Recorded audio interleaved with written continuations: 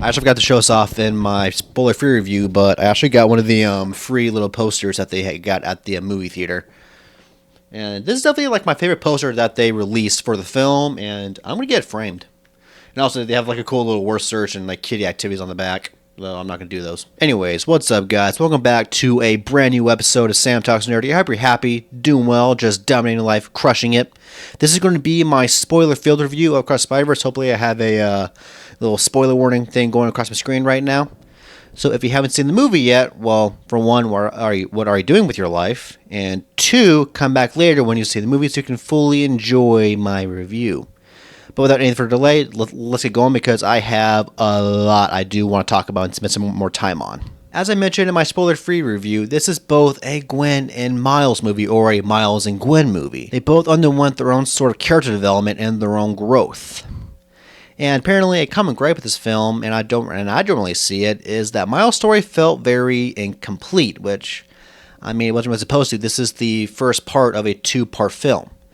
But when it comes to Gwen, her story in a way was wrapped up. And actually a few other reviews I've watched kind of brought this up about how she is the focus of the beginning and the end of the film. Speaking of the beginning of the film, I absolutely loved it. Well, yes, in my spoiler-free review, I mentioned I wasn't really a big fan of the recapping, but what I meant was that I'm not really a big fan of the recapping of the first movie. I absolutely enjoyed seeing her little rundown of her backstory, not the 15-second clip we got in Into the Spider-Verse. People, let's start at the beginning one last time. My name is Gwen Stacy.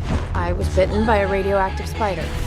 And for the last 2 years, I've been the one and only Spider-Woman. And plus, I also loved her chemistry with Miguel and Jess during the whole Vulture fight scene in the museum. Actually, I loved her chemistry with Jess more than her chemistry with Miguel. I just really love watching that mentor-mentee relationship. And also, Gwen had a lot of awesome chemistry with the other spiders. I'm saying chemistry a lot. I really want to know what she and Hobie got up to in his dimension. Miles had a really cool story in this film of him trying to grow up and be Spider-Man. He's dealing with the struggle of trying to balance a normal life while also being a superhero, which is, it's sort of a tired trope, but it also doesn't really get old for me. I love seeing the struggle with heroes. And he had a lot of really cool moments in this film as well, like him taking on an army of spider people, which is probably no easy feat, as well as outsmarting Miguel. When they were all on the train and he's like, oh, by the way, this was my plan the entire time you fell in my trap. I was like, snap. As I also mentioned in my spoiler-free review, Miguel was hardcore. He was honestly borderline the second villain of this film. As you know, he was pretty much the second villain of this film. And after the Spot kind of went away to become God tier or go all Saiyan, Miguel came in and he was like, all right, listen up. You need to let your dad die. And then, of course, when Miles was going to do that, he was like, all right, then I'm just going to kick your ass. And just... yeah, Miguel was vicious in this film, and I cannot wait to see what becomes of him in the second film. But then again, I do kind of get why Miguel was like this. You see, in the film, they introduced a concept called canon events, which are events that are key to a Spider-Man or Spider-Woman or to an Earth. And if these events don't happen, then the Earth collapses. And we can see how Miguel discovered this because, long story short, and I mentioned this in my spoiler-free review when it comes to his origin, he found an Earth where he was happy and had a family. But here's the catch. The Miguel of that Earth dies when he tries to stop a mugging. So Miguel decides to go to that Earth and take that Miguel's place. But the sad thing is, him taking that Miguel's place, undid the canon event and caused that Earth to collapse in on itself, and thus he watched his family die. Thus, he became hell-bent on trying to make sure all these encampments happen and trying to stop all these incursions. But this would lead to a sort of a big question. If you had the knowledge of these events happening and you had the ability to do it, to stop it, would you? You see, this all starts with Spider-Man India, because in the movie, Gwen goes to Spider-Man India's Earth to find the Spot, who's causing a lot of mayhem, and then Miles follows Gwen wanting to help. But here's the thing, when the Spot begins his process to go all Super Saiyan or God tier, he causes a lot of damage to New Mumbattan. I think that's the name.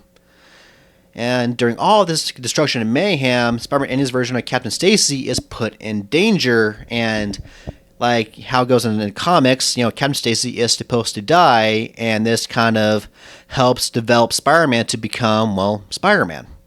But with Miles there, he managed to save Captain or Inspector, I can't really recall his name right now, and thus that canon event was avoided.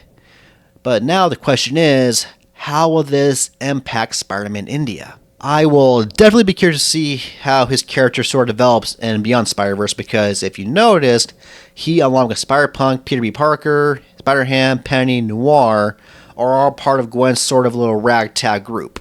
I did talk briefly about the art style in my spoiler-free review, but I do want to spend a few more minutes on this. But honestly, out of all the art styles, Spider-Punk, Spider-Man India, and Spider-Gwen's are easily my favorite of the film.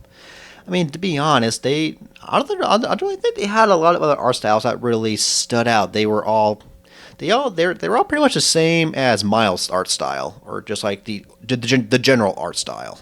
I honestly just loved what they did with Spider-Punk and how he would like change colors every like few seconds or a few minutes. So like in one part of the film or in one section of a scene, he'd be all in color, and then the next he'd be in all black and white.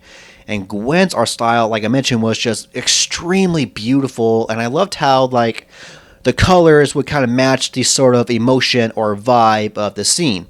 And a good example of this would be sort of when she goes back to her Earth and confronts her dad.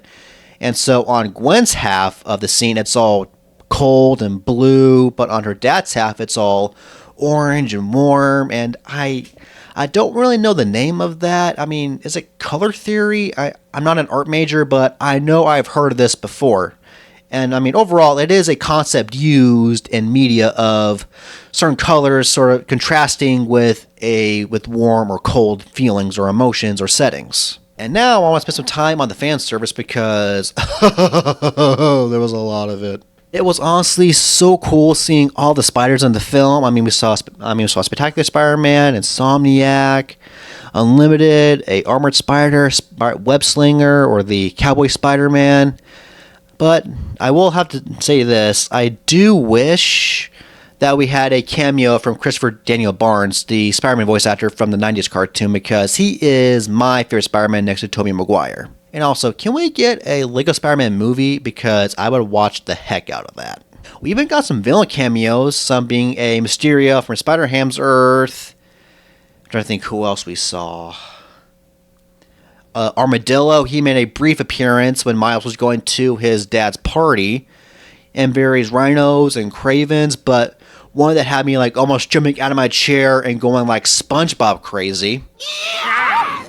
Yeah! Would be the cameo of Donald Glover as the Prowler. Well, the MCU Prowler, I guess. Or maybe like he'll be the Prowler of a live-action Sony movie. I don't know anymore. But here's the thing. With a live-action character appearing in an animated Spider-Man movie, could this mean that we could maybe see Tom Holland, Andrew Garfield, or Tobey Maguire in a future and Beyond Spider-Verse, or maybe in another Spider-Verse movie? Or maybe, and hear me out, animated Miles and Gwen appear in Secret Wars? Am I crazy? Probably.